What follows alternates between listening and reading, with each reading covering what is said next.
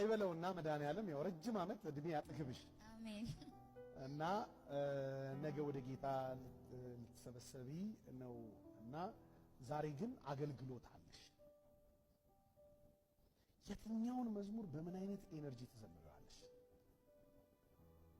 በጣም በቃ የመጨረሻውን አገልግሎትሽ ቀን ላይ እና በጣም በቃ ይሄንን መዝሙር ነው ዛሬ መርጬ ጉባኤው ጋራ በዚህ ያህል ኤነርጂ የምዘምረው የምትይው?